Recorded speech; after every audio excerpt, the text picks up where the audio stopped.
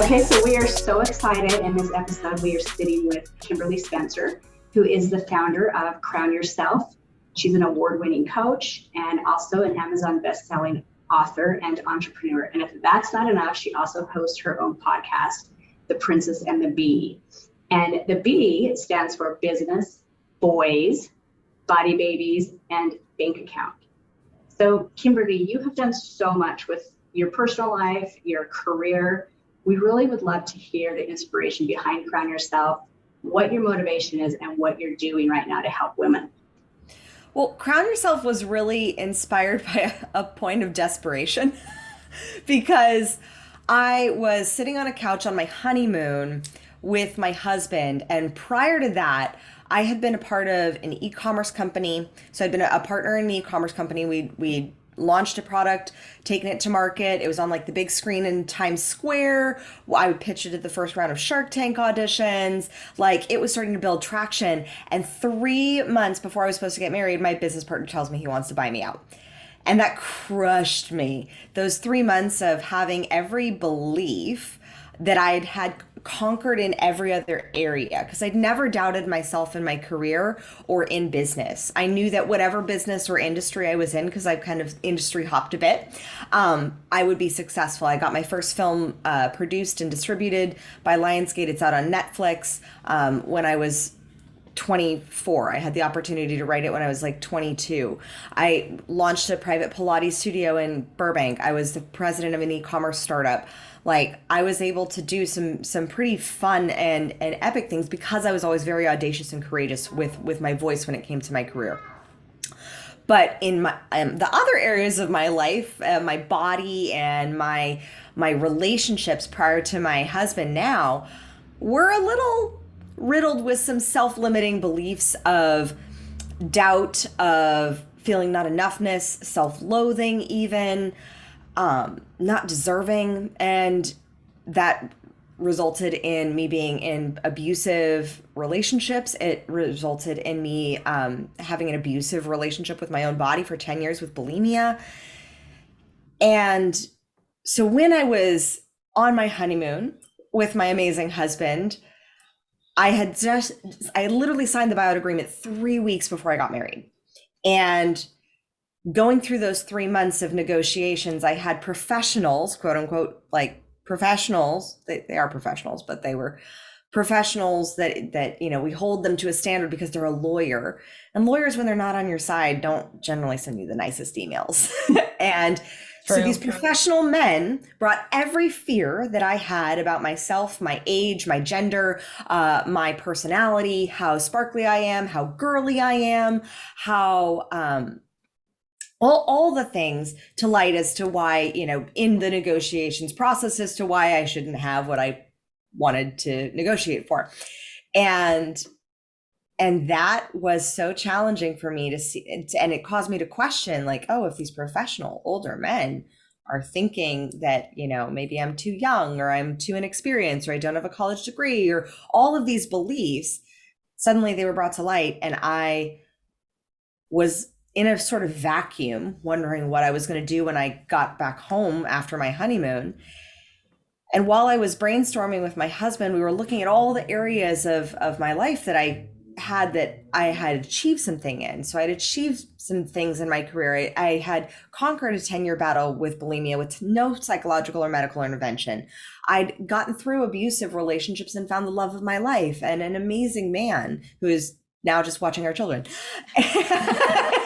and I thought, you know, and I loved health and I loved fitness to a degree, but I never wanted to be the fitness or the Pilates person. And I loved writing and I loved teaching and I loved pageants.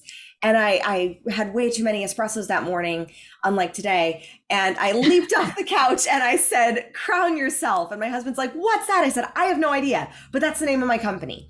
And he said, what are you going to do? And I said, I don't know, but it's something like Marie Forleo, a blog. I don't know. I didn't have clarity as to what I was going to do. So I just started doing what a high achiever typically does. And I just started doing. The problem was that I was spinning my wheels without that level of clarity. And so for a year and a half in my business, I made $0. not only because I was spinning my wheels with a lack of clarity, doing what I call productive procrastination, which is where you're doing all the things except the one thing that deeply scares you, which for me, that was rejection in sales, and speaking out and using my voice and going on podcasts. And the other piece was I was being led by all these beliefs, the beliefs of comparison, the beliefs around blame, around blaming my former business partner, around blaming myself for feeling like I let myself down, and I feeling like I lost my company, blame and shame and complaining. I was a complaining negative Nelly, and I normally am not, which which is why when I get into a space in any area of my life, when I'm like start to complain, that's an immediate signal for me to be like, whoa, let's check the belief system.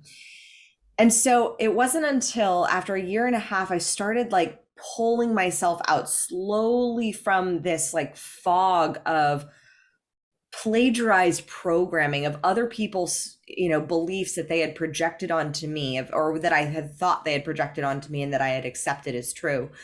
That I started to pull myself out of this fog, but it was a slow process. And then I found out I was pregnant, and suddenly I had a 9-month deadline to fix this.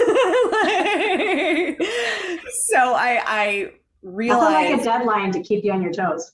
Nothing like a very clear and visceral deadline of something growing inside of you. Yeah.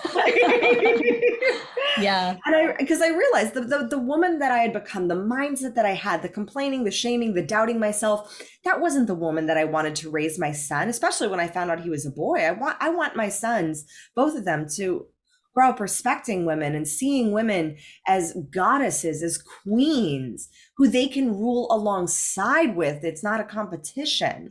And I knew that I wasn't being that, quite frankly. And even though my brand, and I'd done all the photo shoots, and I had got the fancy website, and I got the nice logo, and I wrote some pretty nice blogs, even though my brand was standing for ownership, I had to first own my shit, because I wasn't owning the mistakes. I wasn't taking personal responsibility and ownership for the fact that my business partner hadn't been a part of my life for a year and a half. And yet somehow I was still blaming him for my past and for my results. And eventually, and that was the same belief system that I realized with bulimia as well. Like, I grew up in a home with an addict and a codependent, and bulimia was my way of controlling the situation. And eventually, in order to start healing, I had to stop blaming my dad for my eating disorder. I had to realize that it was never him shoving my finger down my throat. That was me. And so it first started with really taking personal responsibility and ownership. And that's why ownership is the foundation of Crown Yourself. It's our core value. And of course, own is in Crown. So it makes sense. Okay, so first I just have to compliment you. I love the part about owning your shit, because a lot of what we're talking about, let's embrace who we are. Let's embrace our past. Let's embrace our trauma. Let's honor it. Let it have its place. And then let's figure out how we become thrivers, not survivors. And so, it's 2022. So for some of us, that's where we kind of like take a new look at what is the year going to bring us. Is it a fresh start? Do we want to change? Maybe we are high producers in our job in terms of like sales, or we're in these positions that we have, gained or grown to. Maybe we want to double that or triple that, or anything regarding transformation. Maybe it's as simple as we want a work-life balance. Talk to us about that. I assume you are working with women that are in these powerful positions, but there's something, maybe they're plateauing, maybe they've lost motivation. What are you doing to help them level up? So it first always starts with owning your shit. Like owning, and I call it the Anne Hathaway, Jennifer Lawrence paradigm.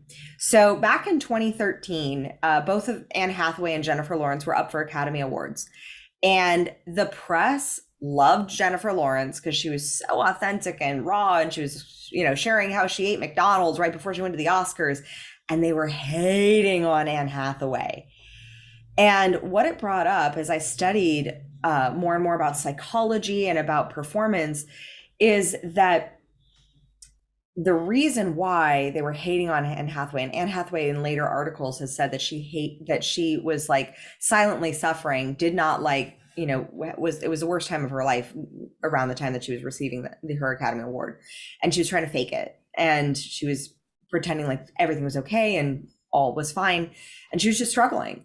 And that we as human beings, we feel on a subconscious level when something is off with someone else. When someone is not being 100% authentic, sometimes we can't put our nose on it. We can't put our finger on it, but we aren't sure what that is. So it's a psychological principle that the more perfect something starts to seem to be and try to appear, the less we trust it. The more raw and real and authentic we are about who we are, about what we're bringing to the table, about the mistakes, the messes, just owning both and not just owning the shit, owning the successes, owning the fact that you just closed $500,000 in sales, like owning the fact that you just, like one of my clients, working with her, we took her business from 1 million and doubled it within just a few short months to 2 million. And then with that, she struggled to own her successes. And that's a big thing with women, especially because there is a lot of patriarchal conditioning where we have been taught to be humble and meek about our successes and not really own it. And I just interviewed an amazing Dr. Valerie on my podcast, who wrote the book about patriarchal stress disorder. And she pointed out to me, that was such an aha moment, that women have only been allowed to make money for the past 200 years or so, compared to thousands of years of generational programming. So first we got to start addressing the subconscious mind. Sometimes we take responsibility for our stuff, but that doesn't also mean that it was all our fault. I think there's a very big difference in delineation that we need to make, especially as high achieving women, that between ownership and owning our mistakes and our successes and putting ourselves at fault. Because I've seen so many high achieving women put themselves in the villain space and the victim space, which really messes with your paradigm, your subconscious paradigm of what you believe you deserve. Because when we fail or something, or when we have an experience that just challenges us, when bad stuff happens to good people, especially when it's us, especially for high achievers, when we take that ownership and we put ourselves at fault and we think, oh, well, I guess it must have been my fault who caused it. We're both the victim of a circumstance, and then we put ourselves in the villain space. And so then we're just at war with ourselves. And so first we got to remove ourselves from being at war with that. Look at what part was our responsibility in the circumstance, because like I tell my communication queens, you are 100% responsible for your communication. The other person is 100% responsible for their communication. So it's not up to you to fix them or try to have them communicate in a certain way. You can use influence and persuasion to guide. You can be authentic. You can share with an open heart. But if there's still a block with the communication, if they still do something that you have very specifically and explicitly said is a big time no, then that's their fault. That's not yours. That's their problem to deal with. That's what they got to take ownership of. And that is where we can delineate that line and give ourselves the grace of also recognizing that we are human. We're amazing women who are just absolute queens, and we're human. That's the beautiful paradox to live in, that, we can be perfecting and we can be perfect as we are right now. That there's nothing to fix or change. And the more I see women chase after this goal of fixing something because something's a problem, suddenly the more intense and the more acutely aware they become around of the problem, instead of on all the other amazing things that they are, on all the other amazingness that they've accomplished, on everything that they are a rock star at. And instead, the more granular focus we get on the problems and the things that we want to change, the more we struggle with changing them, and the more we see them as a problem too.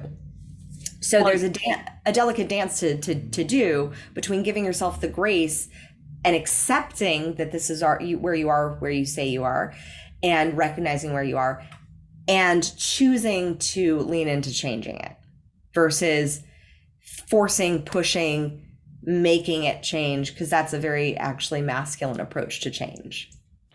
Well, I was just going to say, you've touched on, I mean, so many hot buttons in the sense of women have continued to deal with society or what we think society expects of us, or culturally, depending on how you were raised, and breaking out of that. So how do you get women? I mean, you can probably identify it pretty quick. How do you help them when you see they're stuck, that to just even start owning their own shit? Because that's really the beginning. We have to look back and acknowledge what was. It doesn't have to define us, but how do you get them to go forward?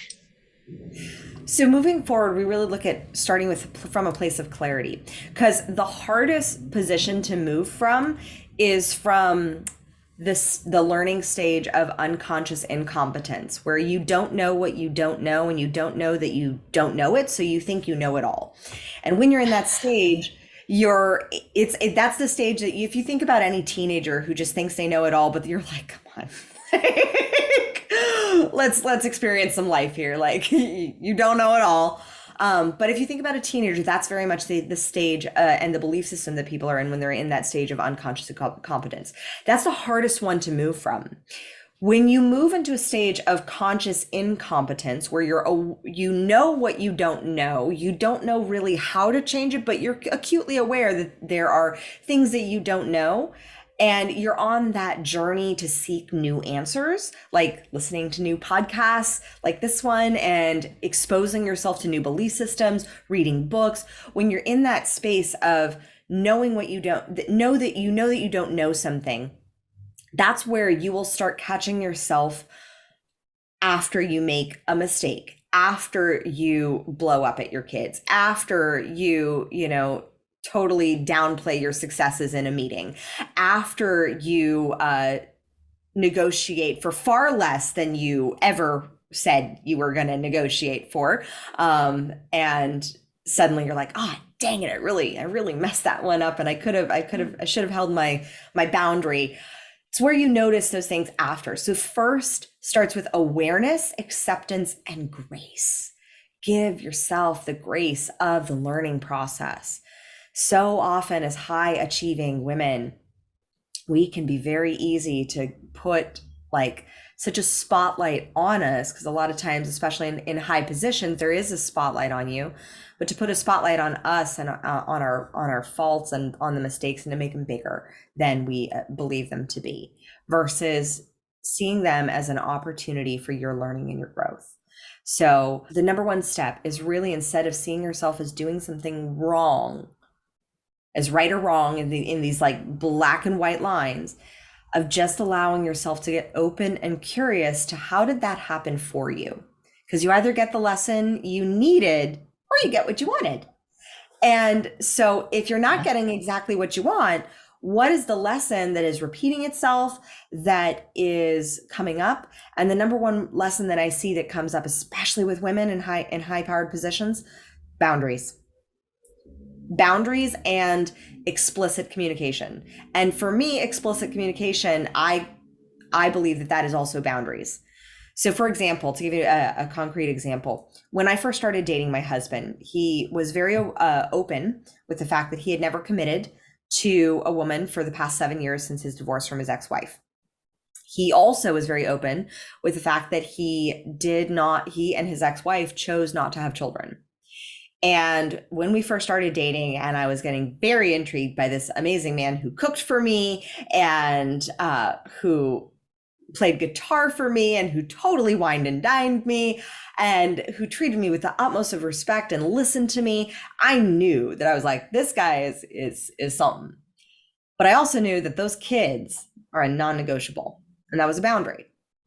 And I respected him too much and I respected myself too much to go on in a relationship for years with not communicate with, like, maybe he'll change his mind.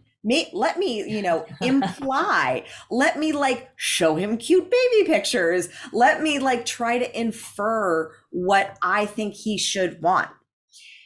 And for my relationship with my husband has always been on a foundation of candid communication. And so when I started to notice myself like falling in love with him, I said, I respect myself too much to allow this relationship to go on farther, to not have the conversation about kids early on. And so within 3 weeks of dating, I said, look, I got to let you know, you got to have kids if you're going to be with me. If we're going to do this long term, if we're going to go forward with this, if we're going to keep on seeing each other, I'm liking you way too much in order to not have that conversation. And he said, well, with you, I could see having kids. And I said, great, let's name them. And the first one we named was Declan, and that was the first one we had. And then we were surprised. We thought for sure we were having a girl, but during the pandemic, we decided, COVID baby, to go for another one, and we had another boy. So that was the level of candid communication that I also had for my career. When I was presented with the opportunity to come on board as an associate producer for a film, because the director, who's a friend of mine, he knew I grew up in Burbank. He wanted to shoot in Burbank. He knew I would have relationships there. He wanted me to come on and help him produce at like the age of 22. And I said, sure. I said, let's go for it, because I was happy to try any job in the film industry. And I was happy to try most jobs in the film industry. There were some jobs I would not do. But when I asked him, do you have a script? He said, no. And I said, I think for this scenario, I feel like you need a script. I feel like this is not like an improvised film. And he said, so we discussed it, and I said, why don't I write it? And he said, write 10 pages, I'll pass it off to the executive producer, and then we'll see. And I wrote 10 pages, pass it off. I literally got the feedback, how do you know men so well? And then they said, sure, go for it, write the screenplay. And so I wrote the screenplay, and then my director and I ended up co-writing it. But it was because I audaciously asked. He came up with a boundary of like, well, how about you just write 10 pages instead of writing a full screenplay? And so we see if it's a fit. And I said, great. So I matched him and then sent that off. But that was because of explicit communication. The same was true when I came on board for my e-commerce company, where my e-commerce company, I was supposed to come on just as a consultant because we were selling a back stretching device.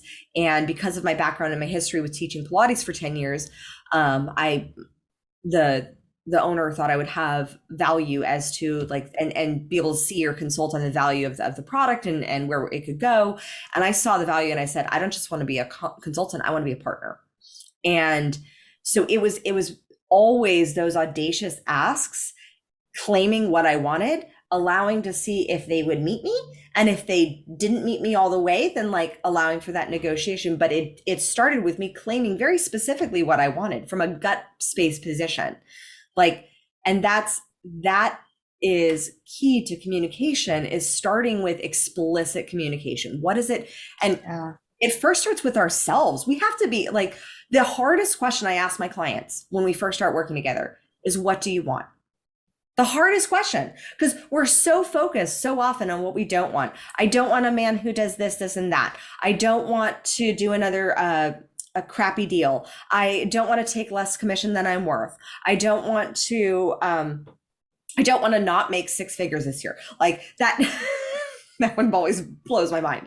But we are so focused on what we don't want that even if that's your response, even if that's your answer, even if you can't really respond to what do you want with clarity, start out with getting the clarity by literally listing out all the things you don't want, write them out, and then literally on the separate page, if you take a journal and you write on one side, you write all the things you don't want, all the things you're crystal clear that you don't want, all the things you don't want to do again. You don't want to be talked down by your boss again. You don't want to go another year not breaking six figures. You don't want to feel condescended upon by a man. Like, then what do you want? And literally go to the next page and look at what is exactly the opposite. How do you want to feel? What is it that you want to do? What makes that different than what it is that you want? And then what it is that you don't want. And then start focusing your attention on the second page. Focus your attention on what it is that you want. Because here's the thing. Your subconscious mind does not know the difference between something real and something vividly imagined. So the more you can focus on what you want, the more your subconscious mind is going to see it as real in its mind. And thus the future is already happening. And because you're calling it in. I had this with one of my clients who was a real estate investor. And she came to me within 2 weeks because she had a property that she had to find an investor for.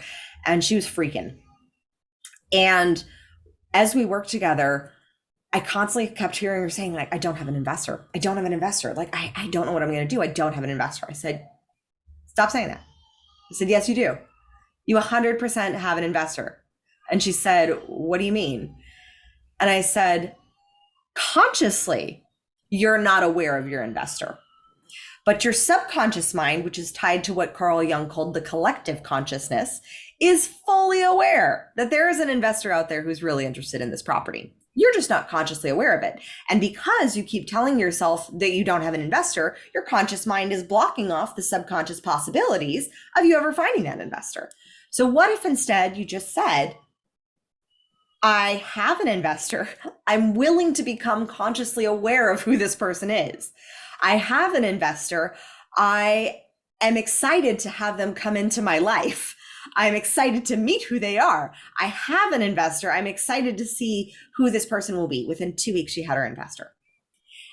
And that's the power of your subconscious mind. And also your subconscious mind does not know the difference between saying something, when you say something that you're not having, something that you don't have.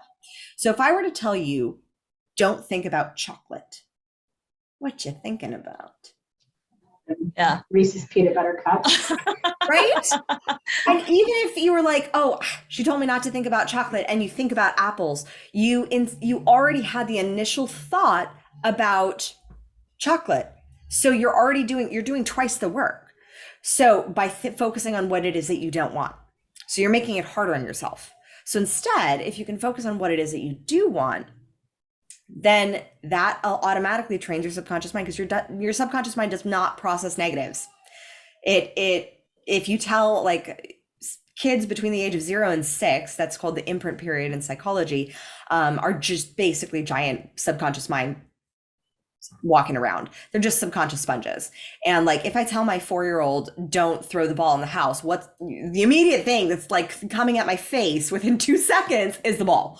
So that if we can shift our language of how we're communicating with ourselves to what we want, being clear and explicit with ourselves and our own communication with what we want, being clear and explicit with others about what we want, what we stand for, what our boundaries are, what our values are, and that's how we can start moving forward. Yeah, words matter. I want to switch gears just a little bit, because I think this kind of will fall into a little bit about what you've been talking about. But typically women in leadership positions,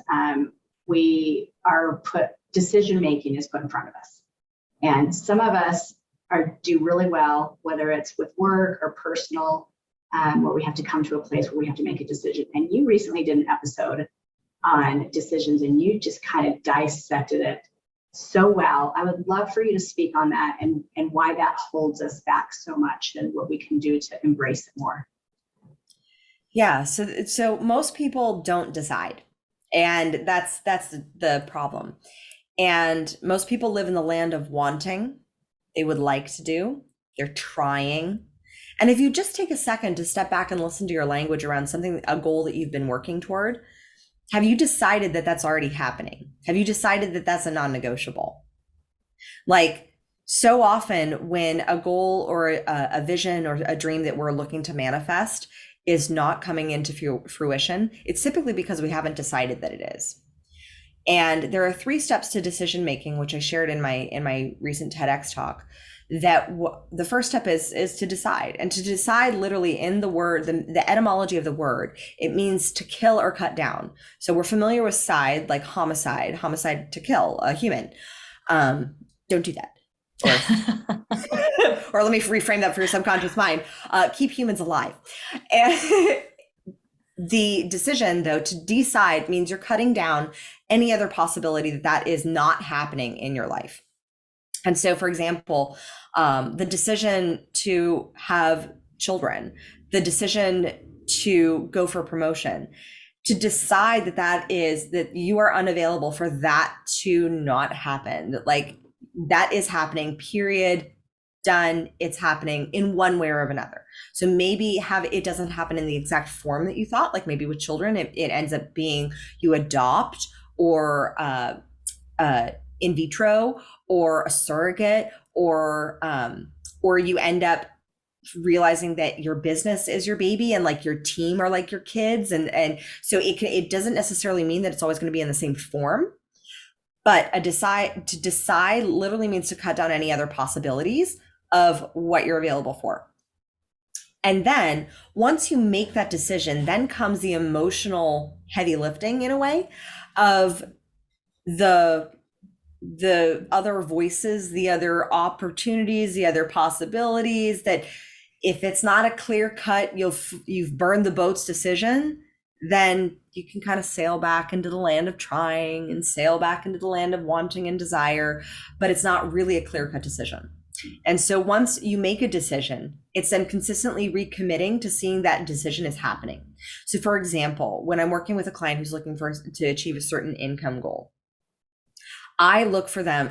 Once they make the decision that they are making, like I'm working with one of my clients to hit her first $1 million a year, and she is decided it, but she constantly was dragging herself back into like, but I'm trying to do this or I'm trying to do that. I said, decide that it is done, and then act as if. Now, acting as if, one of the biggest things that people do wrong. I don't like to live like right or wrong, but one of the biggest things that people do in a way that kind of messes up the results or gives them funky results is they, like, especially if it's an income goal, they're like, well, as a $1 million business owner, then I'm going to go out and buy all this stuff. That's not necessarily true, because possibly as a $1 million business owner, you're more discerning about your finances. So the acting as if, a lot of times allow yourself to explore, what would it feel like? What would I already be doing if I was making $1 million a year? And allowing yourself to act as if and sit with the question instead of just the jerk response of like, oh, well, I'd go out and buy myself a Chanel bag. Like, that's not always necessarily the case. And so while I was working with my client to hit her first $1 million a year, I started asking her to look for evidence that it was happening. So our subconscious minds are constantly needing backup. We have what's called in our brain, our reticular activating system. And it's basically what you focus on, you feed. So you're constantly feeding this reticular activating system. So if you're looking at your bank balance and you're like, oh, my $1 million a year isn't happening. Or if you're looking at your P&L and you're like, oh my gosh, my $1 million a year isn't happening. Then, or like, it doesn't look like it's going to happen. Then you're reinforcing inside your brain the belief that it's not happening, which means that you're then counteracting the decision, which means that was not really a decision in the first place, which means that it was still a more wanting or would like, or, trying to do that. Versus a decision means, oh my gosh, I just landed a $2 sale. My $1 million a year is happening. Like, It's on its way. It's on its way. Yeah.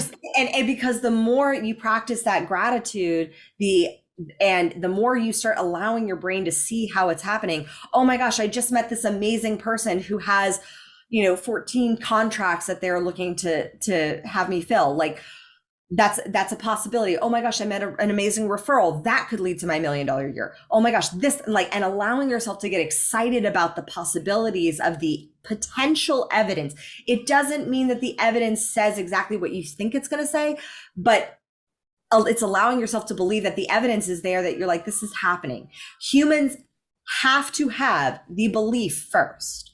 So the decision is backed by the belief that this is how, once you decide that that is the belief, and because if we were to say that you were going to achieve your $1 million year and you haven't done it yet, that is a belief that you're going to achieve $1 million year. So you have to decide that that belief is true first, that that belief is true for you. That's what Roger Bannister did when he ran the 4-minute mile. Like before that, everybody else said it was crazy, that your heart would explode, that, you know, there's no way a human could run a 4-minute mile. And then Roger Bannister broke that record. And only 6 weeks later did another person break it. And then like another 2 weeks later, another person broke it. But it started with the belief. The other people who followed needed to have the proof that it was happening, for that it was possible. Roger Bannister proved that it was possible. So the second piece of deciding is facing that emotional contingency, and just like a toddler, surround yourself with people who are making that seem normal. So if you're going for, let's say, a goal like $1 million year, and then surround yourself with people who have already done $1 million, whether that's listening to their podcasts or joining their communities or connecting with them on Facebook, joining a mastermind, joining a paid program. Like I'm a part of a fabulous program called the Dames. That's only for 6 and 7 figure business owners. There's a change in the conversation. And that is, and so that allows me to connect with other people who have done made more money than I have, made less money than I have, but there's that boundary line that we're all connecting as 6 and 7 figure business owners. And so that allows me to be in a different kind of conversation than with somebody who's trying to get to that point. So surround yourself with people who are making that goal seem absolutely normal, because that's how we walk as toddlers. That's how we learn. When I was watching my son learn how to walk, it's scientifically studied that a toddler falls 10,000 times before they actually successfully walk. And yet they're not beating themselves up every time they fall on their butt about that they, I'm a failure, I'll never walk again. They're not going down that whole spiral. Why? Because everybody else around them is walking on 2 legs for the most part. And even if you're growing up in a household where there's a handicap, you still see, for the majority of humanity, people walking around on 2 legs. And so it makes it normal. So surround yourself with voices, with people, with belief systems who normalize your belief, because what got you here will not get you there. And so this was one of the problems that one of my clients was facing when she was trying to start her business. So she'd been successful as a career massage therapist for a while, and built a successful 6-figure, not business, but career doing massage. And she wanted to shift into having her own business. And as she wanted to make that shift, she constantly kept on looking to advice. She would look to advice from me and then from her mother. Well, her mother had been a 50-year corporate employee. She had never started her own business. She had never taken the risk of going out and even getting a new job, because she was a baby boomer who was in that same all she knew realm of you get a job and that's what you do for the next 50 years of your life. And so she was giving her advice that was totally counter to what I was guiding her and, opening her eyes and showing her some other people and connecting her with some people. But because her mom had such a strong influence, it took her a long time to get to the point where she was actually even starting her business. Like she constantly would do these stop starts. And maybe I'll just work a little longer in this one job. And that's fine if that's your conscious choice. But if you really have a goal that you want to start a business or transition out of your corporate career into something new, then looking to the same mentors who guided you into your corporate career may not be the right path if you're starting your own business. To find mentors who've already started their own business. Because I can tell you, when I've worked with people who have moved from corporate into starting their own business, the difference is when you have your own business, you're in every role. Unlike in your role in corporate, you had your one role. That's the role you played it very well. You played it for a very high salary, but that doesn't necessarily mean that you're going to be good at every other role when you move into the role in your own business, like bookkeeping, marketing, social media, podcasts, interviews. Like there are all different types. And what do you need to focus on then? Because that's the big thing. So looking at who are the mentors, who is the support, who can normalize that your goal is totally doable. So one of my favorite quotes, sayings, is anytime I hear, especially a woman, do something that I'm like, oh, that's cool. I say, if she can, I can too. Even if it's something that I don't want to do. Even if it's something that I'm like, yeah, I have no interest in that. If she can, I can too. Because every skill set is learned. Every skill set, from the skill set of decision making to the skill set of building a business to the skill set of speaking extemporaneously. Like if you had asked me years ago if I would be speaking extemporaneously without like a page load of notes to guide me, I would have thought like you were a crazy person. Because like my first courses that I produced back in like 2018, I scripted everything. Now I'm very comfortable speaking extemporaneously because I've had the practice. I had to practice a specific skill set. Every skill set is learned. And so yes, you will be falling on your bum. And so long as you don't make falling on your bum wrong, and you just get back up like a toddler and adopt that like toddler mindset, and you're surrounding yourself with people who make that normal. And especially when you surround yourself with people who are a few steps ahead of you, who make that success seem normal, when they look back on your mistake and you're like, oh my gosh, and you think it's like the worst thing ever, they're like, I did that, it's fine. Like it probably, right. It may be a small detriment. You can fix it like this. You can pivot like this, but you'll be good. Well, and I think that's what holds so many of us back, just in general, when it comes to making a decision. We're so afraid of what that decision is going. The fear kind of holds us back. And if we can just embrace that, once we do make that decision, whether it fit us well or not, I don't want to say right or wrong, because I don't think there's a right or wrong in it. It's just what it is. And we have to decide, like you just said, either to pivot from that, learn from that, and then we move forward in a different direction.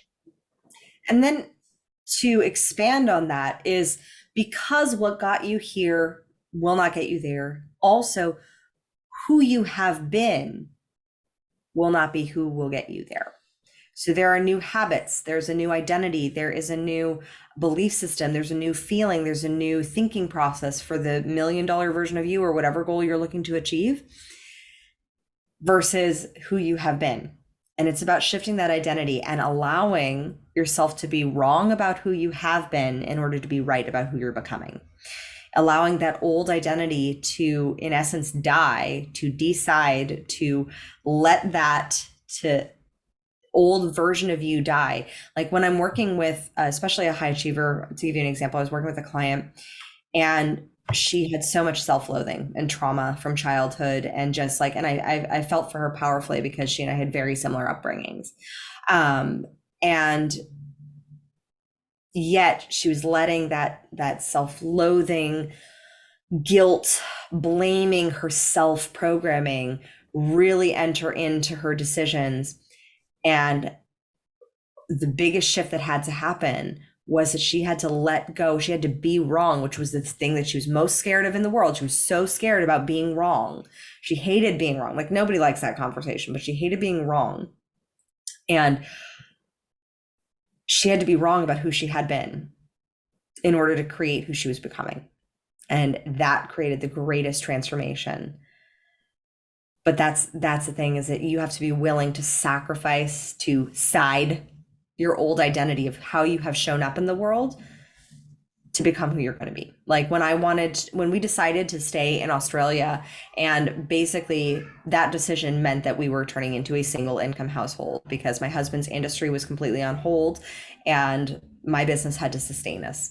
And I had to decide that not only was it going to sustain us in like as it had, but it was going to allow us to thrive, and in an epic way. And that was a decision, but it required me showing up for my business differently. It required me hiring more team, which then meant I had more people to manage, which was another level of responsibility, which was another level. It required me putting more systems and processes in place so that I could remove myself from the daily decision making of some decisions. Like, it allowed me to decide that this was the process that we were following, instead of like, let me be my own bottleneck, because that's the biggest thing for most entrepreneurs, is they're the biggest bottleneck.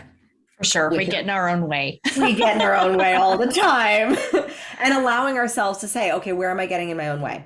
And like, for example, we have with the podcast, I brought on an editor for it because I had an ops manager, but I had to decide to have her elevate her role as well.